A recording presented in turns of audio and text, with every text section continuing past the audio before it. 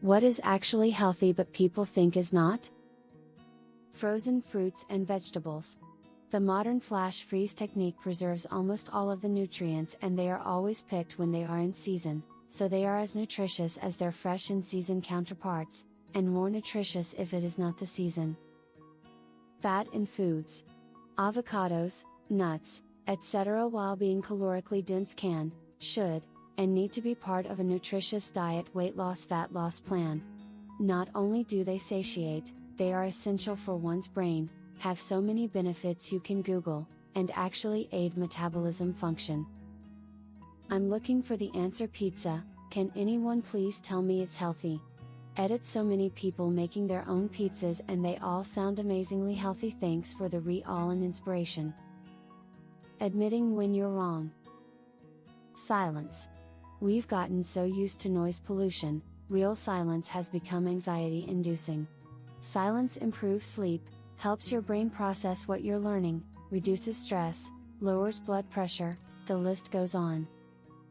Boredom. Nuts. Specifically unsalted nuts. Many PPL think they're not healthy because they only look at calories, but they're high in healthy fats, fibers, vitamins, so good to eat 1 or 2 hands per day of them, sure, not the whole bag at once. Having boundaries, saying no. Salad dressing. The vitamins in leafy greens are oil soluble, and if you don't include one you don't get the full benefit of your leafy greens. Bean? Having a balance of being both negative and positive. Too much positivity is bad. You need to have a balance. Screaming? If you're frustrated, you can scream. You can go somewhere where no one can hear you. Screaming is better than taking your frustration out on others. Saying sorry. Drinking coffee. It's loaded with antioxidants and has been linked to a lower risk of several diseases. Video games, not to obsessive levels obviously. I run my own business, stressful and an uphill battle sometimes. Video games are a vent for the negatives. A man expressing his feminine side occasionally without feeling gay about it. Eating fats like avocados is actually healthy, despite what some think. Lots of time spent alone. Staying off the internet. Your blood sugar spiking after eating certain foods. That's exactly what's supposed to happen.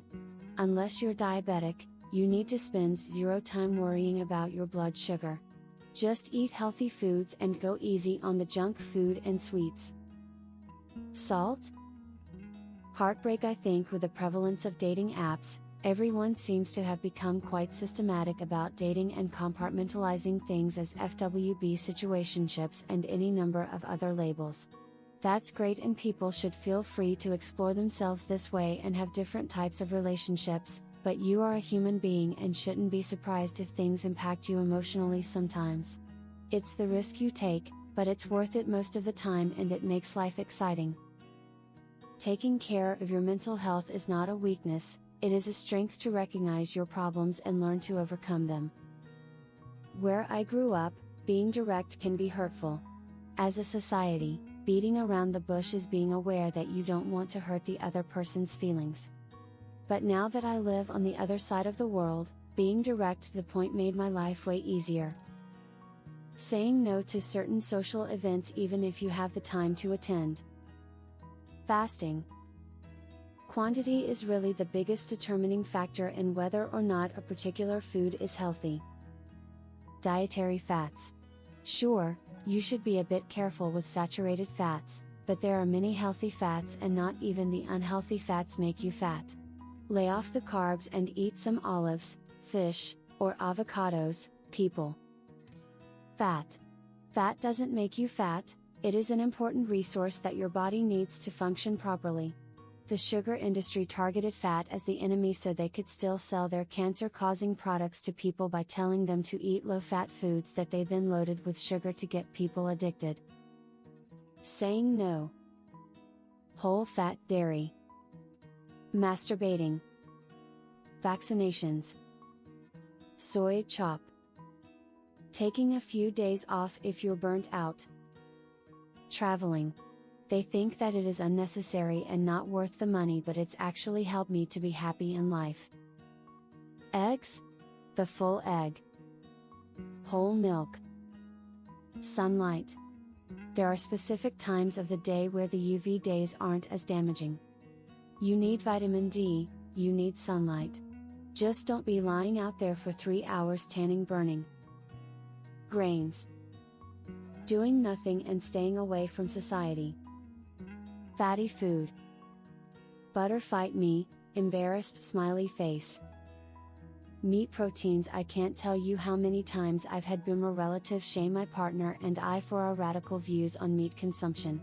They hear meat and immediately think of fat cholesterol bad, when the truth is you need protein from meat just as much as any other nutrient food group. Everything is okay in moderation. It's ironically funny because they think we are unhealthy for eating too much meat even though we don't, while they consume instant ramen, processed canned soups with high sodium, chips, candy, tons of instant processed food, and basically a high processed carb diet. While we try to eat healthy servings of each food group and seldom even touch processed food, but nope, we're the unhealthy ones, rolling eyes face. Microwaving food. Not pre-made microwave dinners, but using microwaves as a heating element.